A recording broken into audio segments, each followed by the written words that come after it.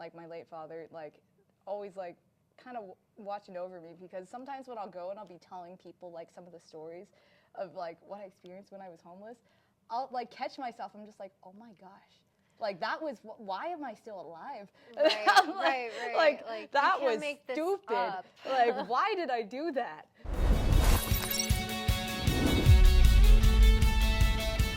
Hi guys, welcome back to From Gen to Generations, a Better Life podcast. I'm your host, Jennifer Valdez, and we're here with Mindy, aka Rosie Noir, from the band Black Sheep. What's up, guys? Yes, we're so excited to have you here. Thank you for being here. Thank you for having me. Yeah, can you tell us a little bit about your band and what kind of music you guys play? So, yeah, our band, it's called Black Sheep. We named it Black Sheep just because a lot of us, which a lot of people don't know, we come from immigrant families. Like most of our band members, like we're first generational immigrants. And, you know, along with that, usually you're expected to, you know, be a doctor, be a lawyer, be a nurse or something. And we chose music. A lot of our family members, they're just like, they question our life decisions, but we're the Black Sheep, so that's where that came from. We play alt rock, a little bit of indie rock, metal. We're going a little bit more on the heavier side for this upcoming album, which is still in the works. I'm not sure if I was supposed to discuss that or yet. But yes. We're allowed to do cuts and stuff, right? Like, Yeah, 100%. Okay. No, I love that. I love that Black Sheep, first generation American, because we're expected to do big things, but music is a big thing. Art is a big thing. Exactly. I love it. My mom once told me, she was like, you were so smart, you're supposed to like save lives. And then I'm just like, music saves lives too. Like I didn't have to be a doctor. 19 years old, I had $200, a guitar, and a backpack of clothes. I 10 out of 10 do not recommend that to anybody. That was very irresponsible. That was not punk rock. It was extremely irresponsible. Except it was the epitome of punk rock, but go ahead. But I mean, hey, it was the less bad of two bad situations. I was like either this or like freeze to death in Indiana, and we'll get to that later, maybe during another interview. But yeah, long story short, I found myself in a position where I was going to be homeless, and living in Indiana, I was like, oh, like F no, like I'm gonna freeze to death.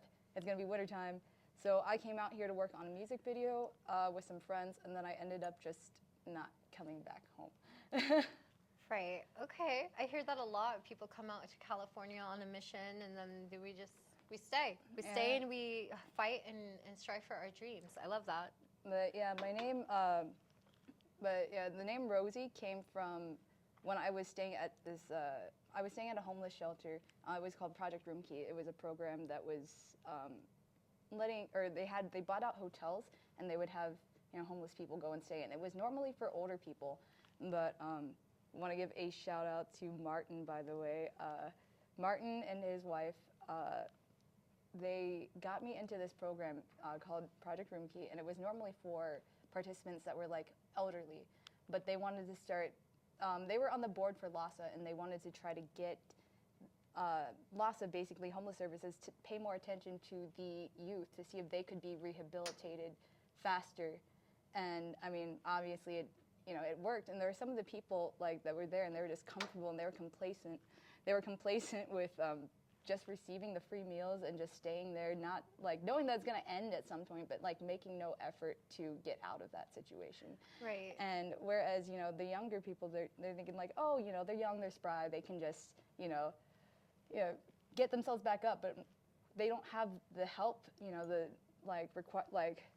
some of them don't have the education, some of them do have the education, but they don't have the resources, and it's just like this snowball effect, especially. So like having a room to keep your stuff in, like your pets safe or whatever if you have them, and then as well as just like meals if you couldn't. I mean, I was kind of bougie. I would still get my own food. But like sometimes, you know, it was nice to have like a bagel in the morning, or just like they'd have food there for the participants, which was nice. And if you were hungry, you could always go down and get snacks. They provided clothes, you know, a place to do your laundry. A bed to sleep in. Yeah, it's a great program. So I think that they're now opening that up to younger participants now. I'm not 100% sure on that or what the case, but I know that they are building new locations. What were they called again? Project Room Key. Project Room Key. Okay, that's amazing. But yeah, so some of the when I was doing music, I'm like really like side tangenting. But when I was doing music, they like there was this one. I just remember the specific memory. Like this creepy guy was just like, "Hey, what's your name? What's your name?" And I said Rosie because when I would go, every time there was a big piano at the one shelter that I stayed with, and everybody would go and they'd watch, and they said they'd have a ring around the Rosie because of my rose tattoos. They didn't know what my name was. I didn't give them my name, but they're just like, hey, like, like first it was a girl with the rose tattoos, then it was just like shortened to Rose, and then it was Rosie because ring around the Rosie. People just watch. Okay. So okay. that's where that came from.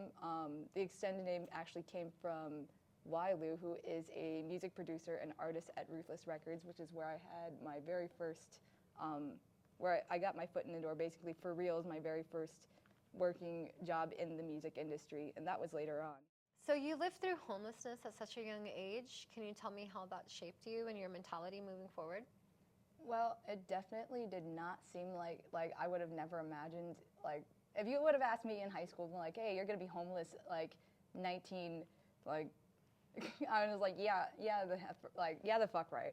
I was like, what are we talking about? I'm going to school. I'm going to a nice, like, prestige college. You know, I've got good grades. I have a decent car. You know, I'm making decent money. Like, everything's good. Everything's great. And then it just, like, when the rug gets pulled out from under you, you're just like, oh my God. It puts you in this survival mode. And it definitely, like, taught me how much more, like, how I'm a lot more capable of what I, like, give myself credit for. That's what that I learned, because I would have never thought I thought I would freaking die. Like, if you would have asked high school me, like, if you'd be homeless, what would happen? I'd be like, I would die. Like, I'd either get kidnapped, or, you know, like, I'd do something dumb, like accident, like in the nighttime, or I'd eat, like, fall off a rock or something, accidentally drown, eat something that was poisonous. Oh. Like, just anything that could go wrong. Oh my goodness. But okay. surprisingly, I am still here. I've been through quite a bit, but I always felt like there's, like, I don't know if it's God. Sometimes I would think that it was my dad, like my late father, like, always, like, kind of watching over me, because sometimes when I'll go and I'll be telling people, like, some of the stories of, like, what I experienced when I was homeless, I'll, like, catch myself. I'm just like, oh my gosh. Like, that was, why am I still alive? Right. Like, that was stupid. Like, why did I do that? But still on that same topic of, like, being homeless and overcoming that, like, in the mentality of it, like, do you feel like it's, and I don't know how to say this in another way, but it's almost like a blessing, right? Like, it was almost like, yeah, it was terrible, it was all bad, but at the same time, it was like, it shaped who you are and made you the person that you've become. Because I didn't know who I was. Like, when I was, you know, in my, like, early college career, like, I was 100% in school for, like, trying to impress my mother, and, like, trying to do what everybody else expected me to do, and not what I actually wanted to do, which was music. And that was something that always was with, like, ever since I can, like, one of my earliest memories was just, like, I wanted to be a rock star. That's what, like, that sounds kind of, like, silly now as an adult saying, but just, like, seeing, like, concerts and stuff, like the videos that my dad would show me, seeing all, like, his records and listening to them, like, on his record player, just back when I was, like, we'd be bumping those tracks in the garage. We'd be cleaning the garage and just, like, listening to Metallica or, like, Black Sabbath, and just, like, I was just like, I want to be like those guys. Yeah. And my dad totally was just like, yeah, you can do it, like. And but my mom was like, no, like, Mindy, like, my mom is so Asian, and, like, love her, but she was like, Mindy, she's like, you know what happened to people who chase their dream? They become homeless. Oh my. She was right. But sometimes they don't stay homeless, and then they have a cool story. You also have a Whatnot account, right? Like, you're working on this, like, Whatnot project. Can you just, like, educate us on what that is? Oh my goodness. Okay, for those of you guys that don't know what Whatnot is, this feels wrong. It feels like I'm plugging myself. Okay. because I It's all you, baby. all right, bids are live. No, I'm just kidding. So bids are live is a thing that we usually say because they are live auctions. Whatnot is a website, or well, it's a platform that people can use to sell used or new items. It can be anything, electronics. It can be home goods. It can be cookware, clothes, makeup, even instruments like musical instruments if they want. That's a category that I do want to tap into personally, but we'll get that. I'm still working on it. I'm building my model because that's something that hasn't really been touched yet. Okay. But yeah, I'm a live stream host. I work for a few companies. Worked, and I currently have my own channel. It's Rosie Noir. You can find me. I sell cool clothes. I'm gonna be selling some of her clothes too. She sells amazing clothes. Some of them are yours now. This is true. Yeah, I think that this is, if you guys want to catch, you might be able to see her on some of my live shows. I've agreed. I'm excited. I'm so freaking curious what's going on. It's a lot easier Yeah. with 2 people too, because Okay. then, yeah. There's the tit for tat. What? The tit for tat. Like you say a thing, I say a thing. Uh, Haha, we're so funny. That too, and it's like the matter of like running the item, because it's like hard when you're doing it on a phone screen, because like I only have the phone screen and my computer can't handle it. It's too much. So unless we have a faster laptop, but yeah, I can't like run the item and then just like, okay, go back, and like sometimes it helps too, especially when you're showing the item. Like people like it when you try it on. So then it takes too much time. So if you have 2 people, you can like. Right. Yeah. Right. One so of us like, can be the model. Or you can Yeah. interchange. That's what I've done before with my Okay. with my zipper, even though it was girls' Okay. clothing. Like while you're like one person can be okay, I'm showing this one on. You already have the next one prepped. The other person's changing, and then after you sell that one, then they come, and then it's just like a. Okay. I see. Like an actual runway show. Yeah, basically. A lot of people see the hustle, right? Like people they only see like, okay, like you did this, you got here, but nobody actually sees like what it took to get there. Is there something that you would tell your audience to help them kind of navigate their current situations? I feel like a lot of times, like, take this with a grain of salt, I will say, but trust your gut instinct, because typically, like, if there's something that's telling you, to go down a certain path or a certain way, it may work out, it may not work out, but it's better to just do it and give it a shot, because if not, it's always going to eat at you, and it's going to affect your daily life, like I said, I didn't know who I was until I came out here, and being homeless and everything, yeah, it was not fun. Like so many situations where I could have gotten like kidnapped, I could have died. I actually did die at one point for about 12 seconds, but we'll talk about that another time. Now we're getting deep. I mean, hey, Yeah. I wear everything on my sleeve, and I'm just like, I'm not ashamed to admit that, because I'm just like, it made me who I am. You can hear it, especially even in some of the music, like a lot of that's written about times like from when I was homeless. You can hear. We had a discussion about that, about music, about the lyrics, how like you can tell when somebody the performer has written it and it's all emotion.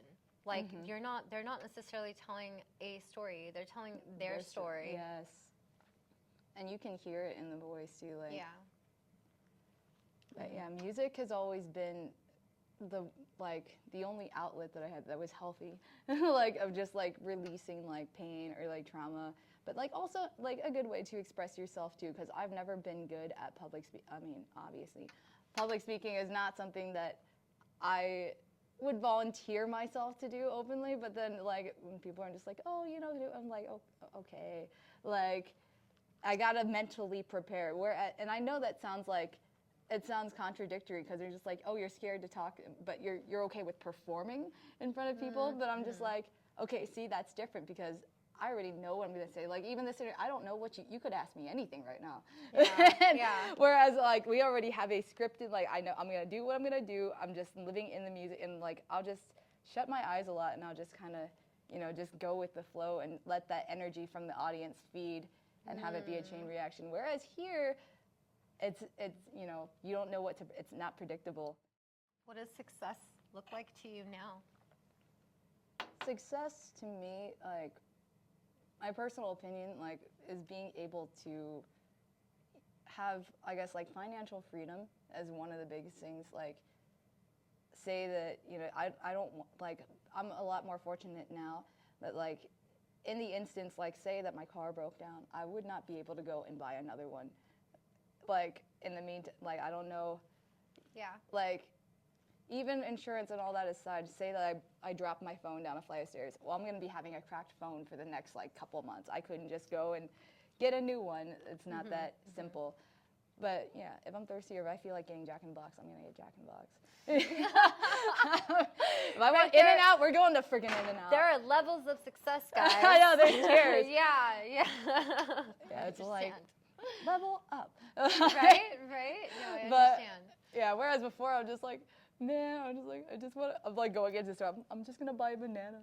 I mean, I remember it was just like, can I take a shower today? Like, that was the big one, was like, can I get away with like a meal, a shower, and like sleep warm? Mm-hmm. Do I have those three things? No? Okay, I haven't leveled up yet. Financial freedom, and then also just like having, success isn't just finance, because then it's not just about money, but that also, because money, whether or not we want to admit it or not, like having that, I guess like a cushion, I guess is like the best word that I can use to describe that, is just like it relieves you of a lot of because, you know, you want to be able to support yourself, because if you can't support yourself, how can you be present in like a functioning relationship? And that brings me to like, it goes hand in hand. Having, you know, financial freedom is one thing, but if you have that and you're by yourself, like that's kind of like, and if you had to cut off other people to get there, then it's pointless. That's not true success. If you have, it's like, happiness is, you know, is best shared. Shared, absolutely. I agree. So having people that you love, having a good circle of friends, right. You know, having your, you know, loved ones close to you, being able to talk to them every day, like I feel like that going hand in hand with the financial freedom, that's all I would require. I don't even care if I live in a shack. I'm just like, I'm probably not going to be there anyway, regardless with right, music. Never home. Yeah, always traveling. Mm-hmm.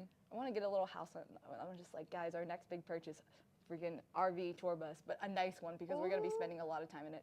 I'm not getting one off of Facebook Marketplace. So that's the dream and the goal moving forward then, is seeing Black Sheep on tour across the country.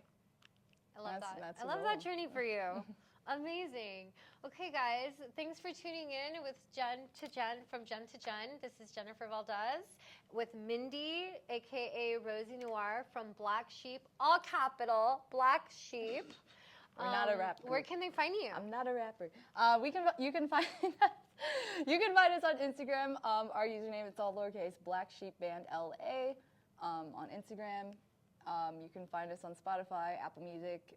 We're just Black Sheep, all caps, 2 words. Yeah. Thank you guys for tuning in. See you guys next time. Bye.